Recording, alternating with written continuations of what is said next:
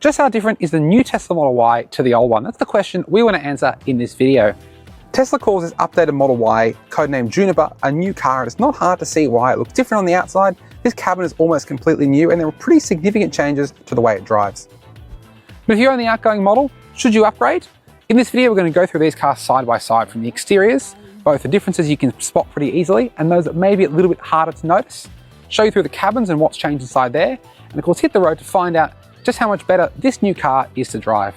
Of course, along the way, we're going to find everything that's been changed for the better, all the improvements Tesla has made, but there is one feature that may not have gone in the right direction. Let's get started. There are initially two variants in the Tesla Model Y lineup, the rear-wheel drive and the long-range all-wheel drive, with a performance to return to the range later this year.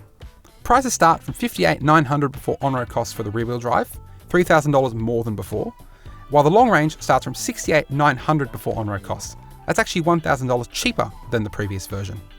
Both models we're testing here are long-range all-wheel drive editions, with ultra-red premium paint adding $2,600 to the bill, bringing their final drive-away prices in New South Wales to about $77,000 for the new model and $78,000 for the old model.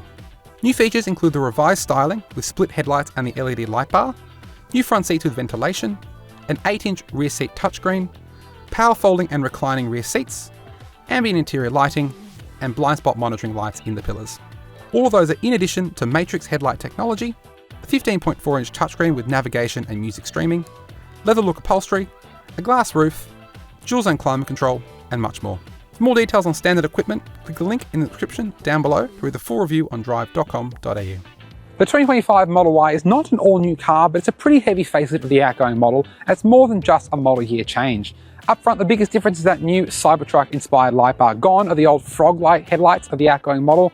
Now you've got split beams. The main beams sit a little bit lower with the daytime running light up high. You've got a cleaner bumper than before, your air curtains are bigger than before, and you now have a front camera on the new model. That gives you a view of the front of the car when you're parking.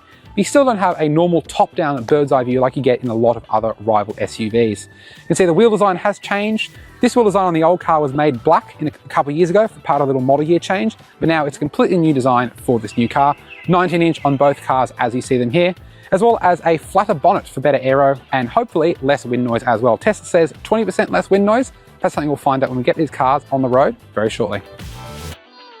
This is a very familiar space inside this old Model Y, whether you own the current one or simply have been in the back of one of these as an Uber before. Now, the dash is dominated by this big touchscreen here, 15.4 inches. We don't love that everything runs through the screen, whether that's your fan speed, your aircon controls, your music, all that stuff. Even things like moving the steering column and moving the mirrors do run through this screen. But as far as all screen interfaces go in modern cars, this one is really, really good. Super snappy, super fast. And yeah, the software's been updated over the years, so things like speed camera chimes have been added since the Model Y first came out. Elsewhere in the cabin, you can see you've got this faux wood trim. I hesitate to even call it faux wood because it really is just plastic that looks like wood. Small steering wheel that is quite thick rimmed with two stalk behind it as well. We'll get to that when we get to the new car. Elsewhere in the cabin, it's a really nice space for, and as we've said when we've talked about this car in the past, good storage around the place, you know, plenty of deep bins and things like that.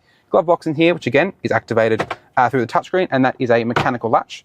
We'll come back to that again in a moment in the new car. These seats, power adjustable as well as heated, though the material is a bit sweaty, particularly under this glass roof, which does heat the car up in summer. Yeah, they're not perforated, they don't breathe very well, and even in this car here with 2000K, they kind of feel a little bit oily and don't give you a fantastic grip there. Otherwise, it's a nice cabin, good storage, good technology, but has Tesla made a step forward in the new car? Let's go have a look. At first glance, the interior of the new Model Y looks very similar to the previous model, but actually a lot has changed in here. Nearly all of it has changed, actually.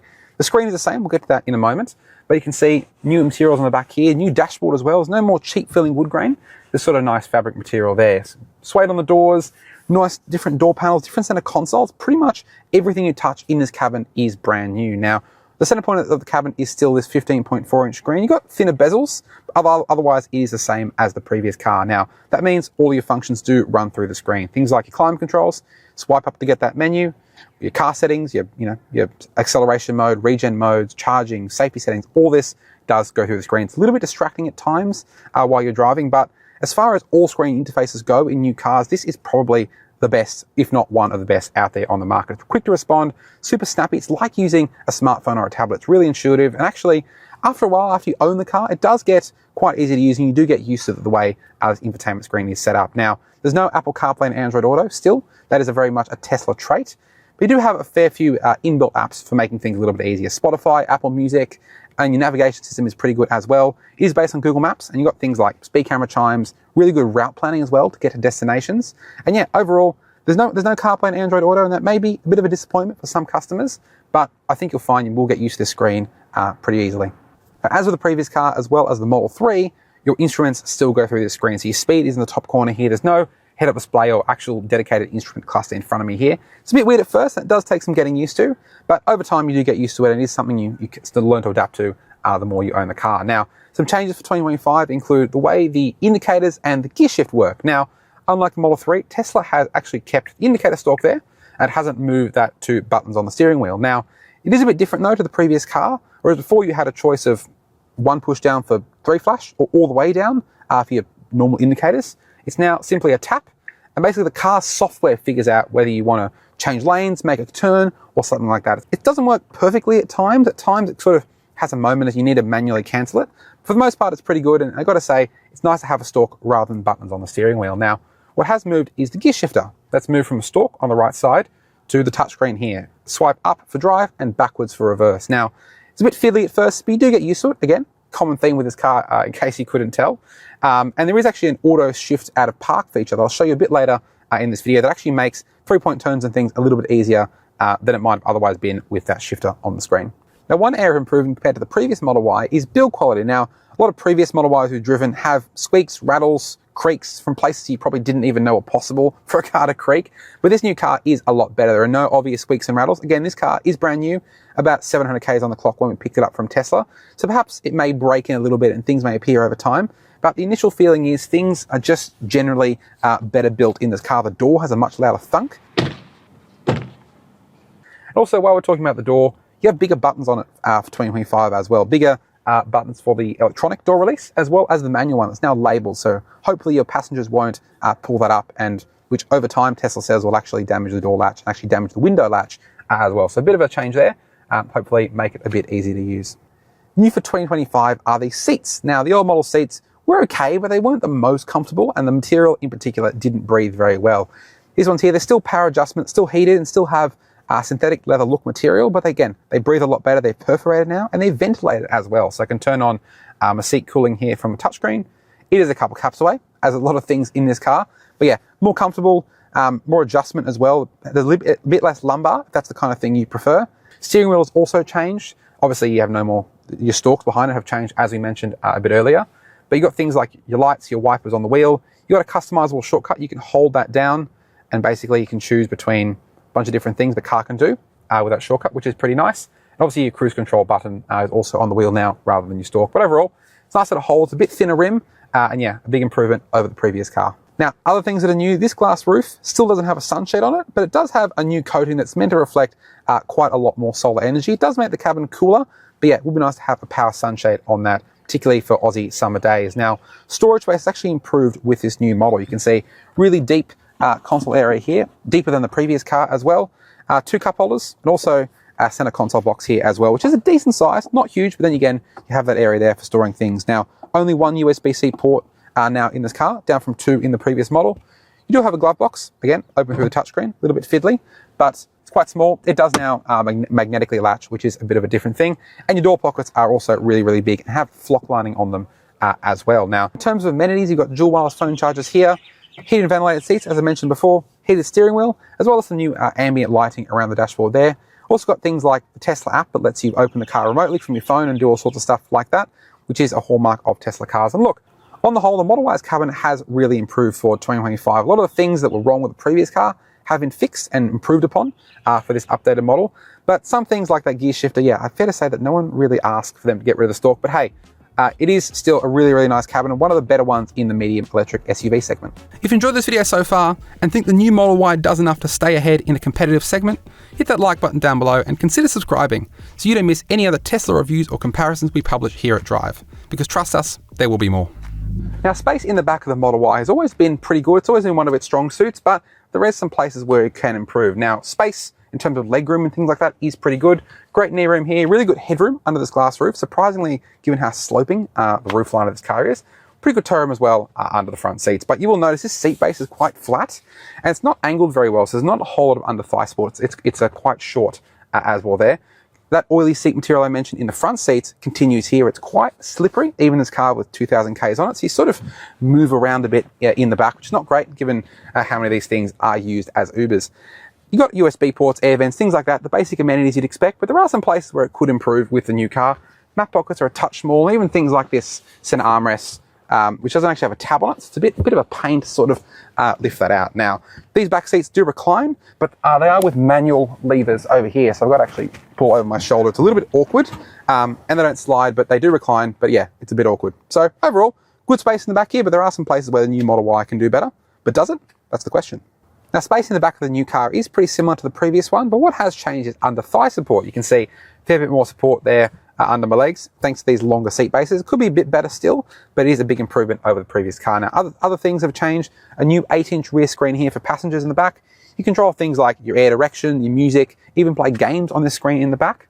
It is quite low down, so perhaps kids might get a little bit car sick if they're looking at that for too long, but still it is nicer to have that than not. Now, other things, your map pockets are now a bit bigger and now hard shell rather than soft. And little things like you've now got a tab on this center armrest to fold it down rather than sort of fumbling around with it before. Now, one of the other things that have changed, and perhaps a bigger change, is these outboard seats are now reclined electrically. So they've got buttons on the side, tilt it back, or tilt it all the way forward there. Cool feature, you can even do it from a touchscreen. So if you park, for example, and want to fold down the rear seats to load something in, you can do that there without having to get out of the driver's seat, which is a pretty cool feature. And overall, Tesla's made the back seat of this car even better than it was before. There are well over a dozen direct rivals to the Tesla Model Y, from the BYD C-Line 7 and Xpeng G6 to the Cupra Tavascan and Kia EV5. You can find plenty of new and used examples of these cars for sale on Drive Marketplace. Check that out now.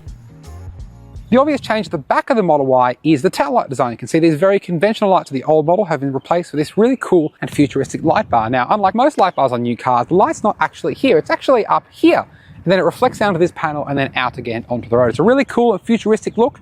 Tesla says this is the first on a production car, and as you can see, even at this time, so late afternoon as we're filming this, it looks really cool, like nothing else on the road, as I said before. Elsewhere in the rear of the car, you can see the license plates move from the tailgate down to the rear bumper, and they've actually split this tailgate into 3 parts, or at least the panels that you can replace. The spoiler, this midsection, as well as this bumper, which actually sticks out more than the previous car. Essentially, if you got a prank, for example, on the old one, like right here or right here, and you couldn't fix it, you have to replace this entire panel, whereas here you could just replace one part of it and it's hopefully a little bit cheaper to repair in that instance. Now, in terms of the boots, both cars have power tailgates, but the new one actually gets a hands-free power tailgate, so you can kick under the bumper, or it's actually just come close to it with a phone in your pocket and it does the trick and opens the boot for you without having to touch anything, which is good if you have a full load of shopping in your hands. Tesla says this one's actually slightly smaller than before by about 20 litres. But to be honest, looking at it, I can't really tell the difference. They look about the same, at least when you remove this parcel shelf here. In terms of changes, there aren't really very many in the luggage area. They do have power folding seats in this one that you can do from the boot, whereas this one is a more conventional release there. But overall, they're pretty similar in the boot, which is to say they're both really roomy, really spacious, and some of the biggest boots in the mid-size electric SUV class. You've also got a frunk, front trunk, to use the American term, which is front storage area, I suppose, for us Aussies. That now has a drain plug, so you can put ice in it, I suppose, on a hot summer's day, and then drain that out at the end of the day to let that all melt. Tesla doesn't quote power outputs and battery sizes for its cars, but by most estimates, there have been no changes to the electric motor outputs or battery capacities in these long-range variants. That means a usable capacity of about 75 kilowatt hours and a combined power output of the 2 motors of 331 kilowatts, based on Chinese specs. Though some other sources also list 378 kilowatts. The claimed driving range has increased by 18 kilometres, from 533 to 551 kilometres in WLTP testing, and the 0 to 100 kilometres an hour acceleration time has dropped from 5 seconds flat to 4.8 seconds. Starting off in the old Model Y, and it's safe to say this car is good to drive, but it does have its weaknesses. Now, starting off with the power, this is a long-range all-wheel drive, so dual motors, more than 300 kilowatts. That means when you put your foot down, you do get a pretty strong punch in the back. The amount of overtaking legs you have in this car is fantastic, and yeah, no complaints with that at all there. It's very well calibrated as well. The way the accelerator pedal is tuned makes it super easy to be precise with your inputs.